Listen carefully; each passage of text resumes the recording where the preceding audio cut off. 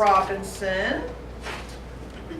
His speech title is Allow Me to Reintroduce Myself, Part 1, From Ignorance to Openness. It's from the Pathways Program, Innovative Planning, Lesson 1, Icebreaker, and it's 4 to 6 minutes.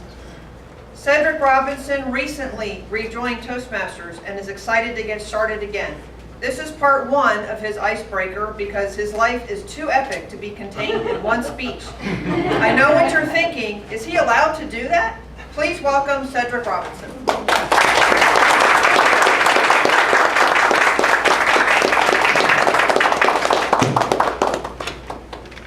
Yes, I'm allowed to do that. And pernicious IPA is one of my favorite beers. So when I say that word, I was really excited. I can use it. I grew up in Richmond, Virginia with my mom, Brenda, my dad, Claude, and my brother, Claude Jr. in a suburb called Palm Springs. I love the neighborhood that I grew up in. There was a ton of kids.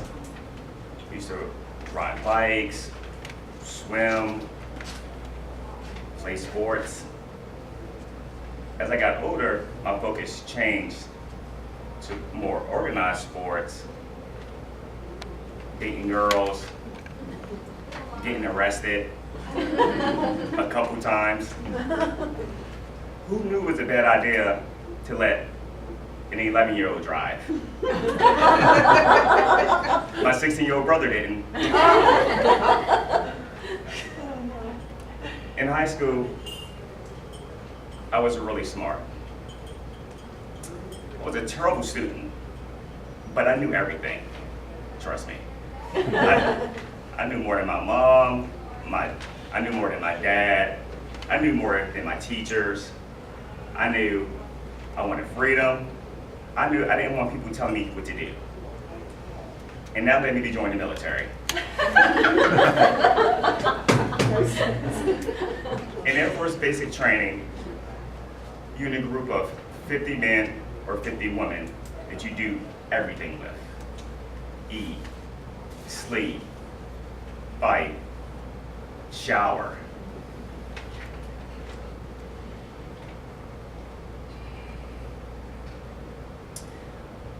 And the great thing is, everyone is from everywhere. You had people from Chicago, LA, New York, and at the time, places I never heard of, Des Moines, Durango,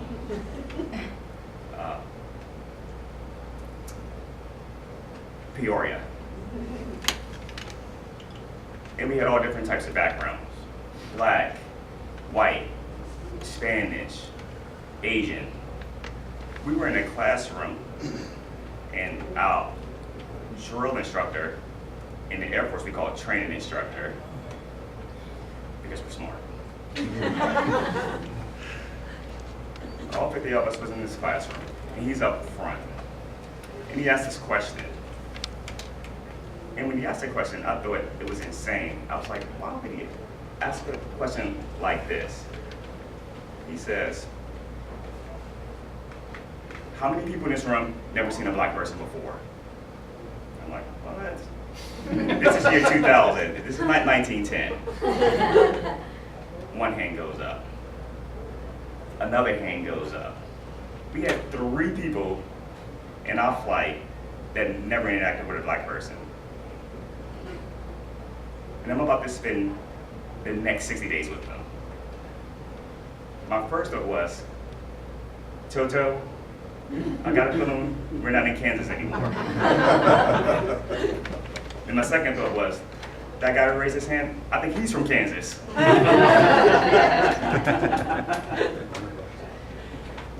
I started to realize that I was ignorant to the world. And maybe I didn't know everything. But that ignorance sparked a desire in me to travel.